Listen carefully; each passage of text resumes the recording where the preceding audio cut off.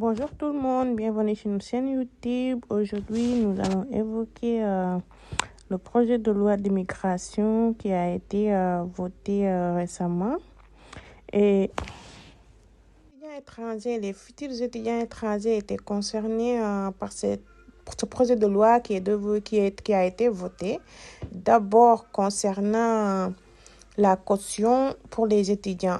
Pour les étudiants qui vont venir, le ministère avait une disposition qui prévoit le versement d'une caution. Par contre, il faut être clair dès le début de cette caution, le montant n'est pas encore fixé. N'est pas été fixé en tout cas dans la loi. Il y a dans aucune disposition où on parle d'un montant d'une caution. Par contre, la caution, elle est prévue dans la loi. Dans la loi qui a été adoptée par la commission paritaire qui est chargée de trancher quand il y a un désaccord entre l'Assemblée et le Sénat. Du coup, il y a la caution. Par contre, pour quel montant, on ne peut pas le dire pour le moment. Et la loi n'a pas également été encore promulguée. Ça, faut le dire, ça a été adopté et tout, mais ça n'a pas été encore promulgué et tout. Du coup, la loi n'est pas encore en vigueur sur le territoire français pour le moment. Le deuxième volet concernait les APL pour les aides au logement pour les étudiants. Ça les concernait dans la mesure où ça prévoit.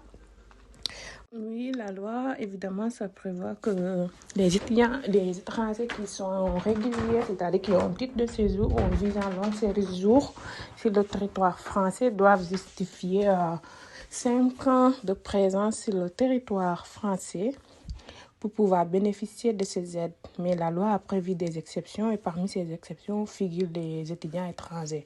Du coup, on peut dire que ça ne les concerne plus. Figurent les étudiants étrangers, les demandeurs d'asile, etc.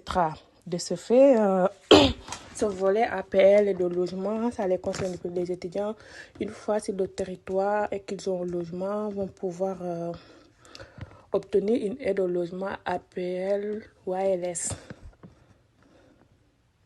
Voilà, ça c'était pour le côté ALS et tout. Je reviens sur la caution et tout.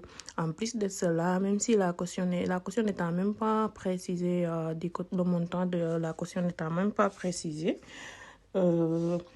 certaines universités ne sont pas d'accord. Par exemple, moi j'ai reçu un mail de l'université Grenoble qui n'était pas d'accord. J'ai vu également un message de l'université. Voilà, j'ai vu également un mail de la part de l'université Lorraine qui disait également qu'ils n'étaient pas d'accord parce que pour certains universitaires, ils pensent que c'est contraire à certains principes dans l'enseignement supérieur, etc., etc. Voilà, de ce fait, pour ceux qui sont dans la procédure, continuez votre procédure et tout en attendant l'entrée en vigueur de la loi. Ne vous découragez pas.